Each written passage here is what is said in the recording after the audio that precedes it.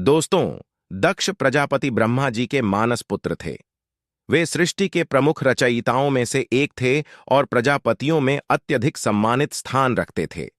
दक्ष अपने धार्मिक और नैतिक अनुशासन के लिए प्रसिद्ध थे। वे वेदों और यज्ञों के महत्व को मानने वाले और अनुशासन प्रिय व्यक्ति थे। दक्ष का परिवार बहुत बड़ा था। उनकी पत्नी प्रसूति से उन्हें 24 पुत्र और 60 कन्याएं प्राप्त हुई थीं। दक्ष की कन्याओं में सती सबसे छोटी और सबसे प्रिय थीं। सती ने बचपन से ही भगवान शिव की आराधना की थी और उन्होंने कठोर तपस्या द्वारा शिव को अपने पति के रूप में प्राप्त किया। शिव का स्वरूप एक तपस्वी, योगी और औघड़ का था, जो समाज की पारंपरिक मान्यताओं और जीवन शैली से भिन्न था।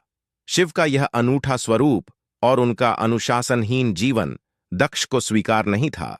सती का विवाह शिव से होने के बाद दक्ष ने इसे अपनी प्रतिष्ठा और धार्मिक मान्यताओं के खिलाफ माना। दक्ष ने सती और शिव के विवाह को अनिच्छा से स्वीकार किया था। उन्होंने शिव को एक ऐसे व्यक्ति के रूप में देखा जो उनके परिवार और सामाजिक मान्यताओं के अनुरूप नहीं था। शिव के वैवाहिक जीवन में अनियंत्रित और औपचारिकता रहित आचरण को देखकर दक्ष को यह विश्वास हो गया था कि शिव उनके परिवार के सम्मान के योग्य नहीं हैं। दक्ष प्रजापति ने एक विशाल यज्ञ का आयोजन किया, जिसमें सभी देवताओं और अराशियों को आमंत्रित किया गया, लेकिन भगवान शिव को निमंत्रण नहीं भेजा गया। दोस्तों, वीडियो में आगे बढ़ने से पहले चैनल पर नए हैं तो वीडियो को लाइक करें और चैनल को सब्सक्राइब कर लें और यह कथा को पूरी सुने। जो भी इस कथा को पूरी तरह सुनता है, उसके सभी दुख कष्ट दूर कर देते हैं भगवान शिव। और कमेंट में ओम नमः शिवाय अवश्य लिखें। अब कथा में आगे की ओर बढ़ते हैं। तो दोस्तों, माता सती को जब यह बात पता चली तो उन्होंने बिना बुलाए ही यज्ञ में जाने का निर्णय लिया। यज्ञ स्थल पर पहुंचकर सती ने देखा कि दक्ष ने शिव का अपमान किया और उनकी आलोचना की। दक्ष ने शिव को असभ्य, अव्यवस्थित और अपवित्र कहकर निंदा की।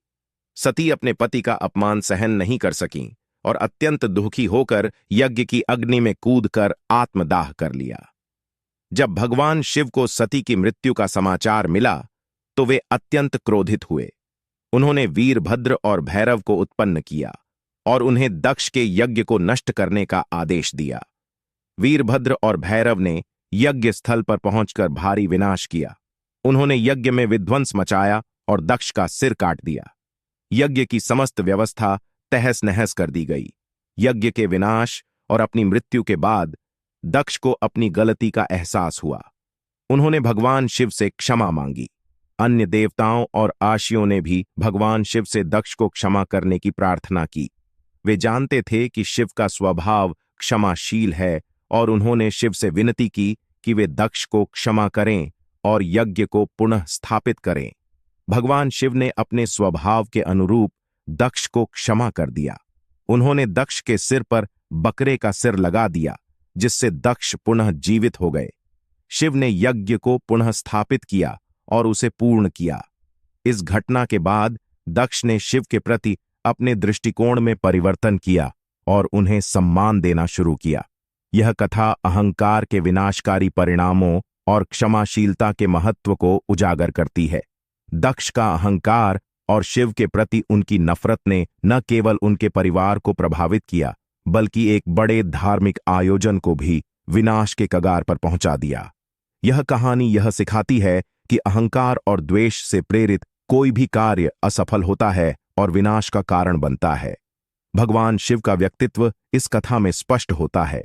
वे एक तपस्वी, योगी और औघड़ हैं, जो सामाजिक और धार्मिक मान्यताओं के परे हैं।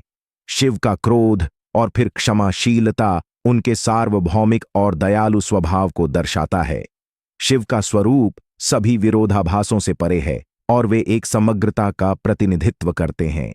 दक्ष द्वारा आयोजित यज्ञ और उसका विध्वंस यह दर्शाता है कि धार्मिक अनुष्ठानों का उद्देश्य केवल बाहरी आडंबर नहीं होना चाहिए, बल्कि उनका आंतरिक और आध्यात्मिक उद्देश्य भी होना चाहिए। अहंकार और द्वेष से प्रेरित कोई भी अनुष्ठान असफल होता है। धर्म का वास्तविक स्वरूप आत्मज्ञान, विनम्रता और क्षमाशीलता में निहित है। दक्ष प्रजापति और भगवान शिव की कथा भारतीय पौराणिक कथाओं में एक महत्वपूर्ण स्थान रखती है। यह कथा धार्मिक, सामाजिक और व्यक्तिगत जीवन के कई पहलुओं पर प्रकाश डालती है और यह सिखाती है कि कैसे अहंकार और द्वेष को त्याग कर क्षमा और दया को अपनाना चाहिए। इस कथा के माध्यम से शिव की सार्वभौमिकता और धार्मिक अनुष्ठानों के सही स्वरूप को भी समझा जा सकता है। कथा में उल्लिखित घटनाएं और उनके परिणाम हमारे जीवन में अहंकार, द्वेष, प्रेम, सम्मान और क्षमाशीलता के महत्व को स्पष्ट करते हैं। दक्ष की पुत्रियों का विवाह विभिन्न महत्वपूर्ण देवताओं और आर्षियों से हुआ था। उनके माध्यम से दक्ष की संतानों ने विभिन्न महत्वपूर्ण घटनाओं और धार्मिक कथा कहानियों में महत्वपूर्ण भूमिका निभाई। सती के माध्यम से ही शिव और शक्ति की कथा आरंभ होती है, जो आगे चलकर पार्वती के रूप में पुनर्जन्म लेकर शिव के साथ अपने विवाह को पूरा करती है।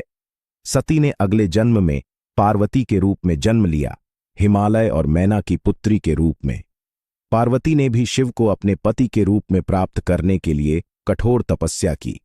अंततः पार्वती और शिव का पुनः मिलन हुआ, जो शिव और शक्ति के आदर्श स्वरूप को दर्शाता है। दक्ष द्वारा पुनः स्थापित यज्ञ ने धार्मिक अनुष्ठानों के महत्व को स्थापित किया। यह यज्ञ यह सिखाता है कि धर्म और यज्ञ का वास्तविक उद्देश्य आत्मशुद्धि और परमात्मा की प्राप्ति है। बाहरी आडंबर और अहंकार से मुक्त होकर ही यज्ञ का सही लाभ प्राप्त किया जा सकता है। यह कथा विभिन्न पुराणों में थोड़े अलग अलग रूपों में मिलती है, जिसमें कुछ अतिरिक्त घटनाएं और पात्र जोड़े गए हैं। शिव पुराण, भागवत पुराण और अन्य पुराणों में इस कथा के विभिन्न संस्करण हैं। प्रत्येक संस्करण अपने अपने दृष्टिकोण से इस कथा को प्रस्तुत करता है, लेकिन सभी में मुख्य संदेश अहंकार के विनाशकारी प्रभाव और क्षमा की महिमा को उजागर करता है। अंततः यह कथा हमें सिखाती है कि धार्मिकता, आत्मज्ञान और विनम्रता के पथ पर चलना ही सच्चा धर्म है। अहंकार और द्वेष से मुक्त होकर ही हम सच्ची शांति और मुक्ति प्राप्त कर सकते हैं। तो दोस्तों, कथा कैसी लगी कमेंट में जरूर बताइएगा। मिलते हैं अगले वीडियो में, तब तक के लिए धन्यवाद।